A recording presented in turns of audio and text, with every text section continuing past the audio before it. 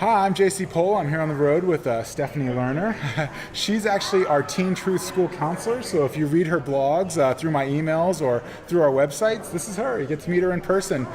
We're up here at the Lone Star State School Counseling Conference in Frisco, Texas, and I was just talking to Stephanie about, the difficulties of creating a comprehensive school counseling program.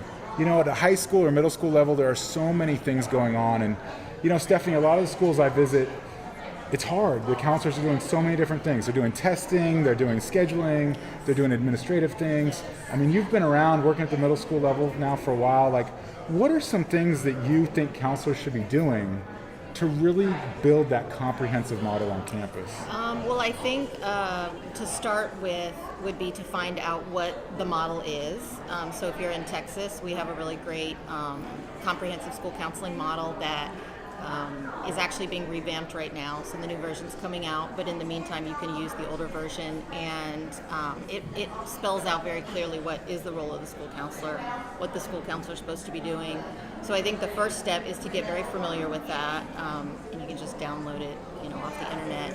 And then from there, probably the second step would be to start meeting with your administrator weekly. At first, it really kind of needs to be every week, and maybe just a 15 to 20 minute meeting to hit maybe three major points. A little bit of education about the model and what the school counselor is supposed to be doing, a little bit about what you are doing that's helping student achievement and the school, and then also what the administrator or the principal wants you to be doing. And just kind of hitting those three every week.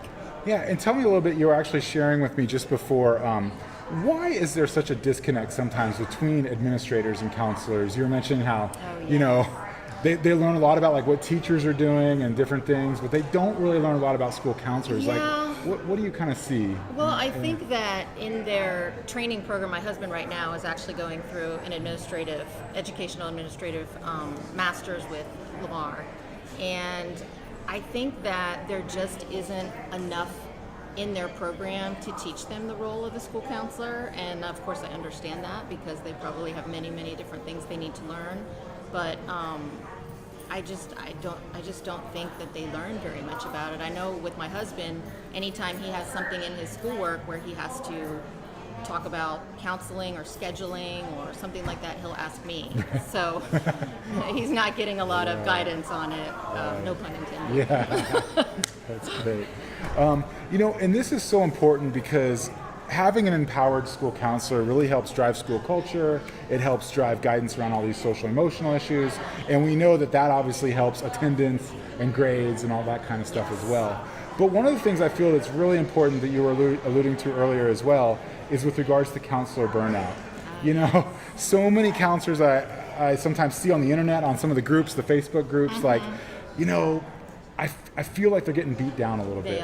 They absolutely they're are. doing SATs, they're doing scheduling, they're doing 504s, they've got so much stuff going on. So tell me, as a counselor, for you, why is it so important for you personally to advocate for this role as a school counselor? Well, because all of us that go into school counseling, we don't do it to sit behind a desk. We don't do it because we want to do paperwork or change schedules or be testing coordinators or things like that. So we do it because we want to interact with kids. We want to counsel them, guide them, support them however we can. And I feel like ASCA and then also the Texas model really clearly states how we can do that, really clearly states what our role is, and it's wonderful. It says, the four components of what we're supposed to be doing to support kids. So I feel like advocacy is important to me because we have a blueprint of what we're supposed to do.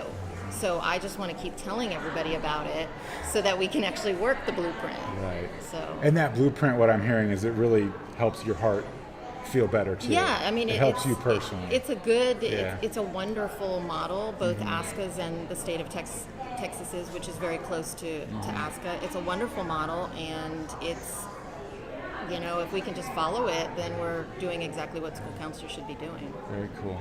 Well, thank you so much for taking the time Oh, here. I thank kind of you. grabbed her out because I want. I was on my way to yes, shopping. I pulled her out and said, "Hey, we got to talk to these people." You know, in these groups, I know a lot of you are administrators, a lot of you are counselors, and what you heard Stephanie say today, it's important to advocate for the school counseling model because a lot of administrators maybe don't understand what counselors are doing, and also, you know, that it can really help you as well. If you're a counselor and you feel something's missing, you know, finding a way to advocate for yourself and advocate for your job is what you were born to do. It's why you became a counselor. Absolutely. So thank you so much for taking the time. You can find us at teentruth.net. If you'd like to get connected with Stephanie, I'm happy to connect you as well. And of course, you can find us out on social media. You take care. You have a great day. Bye.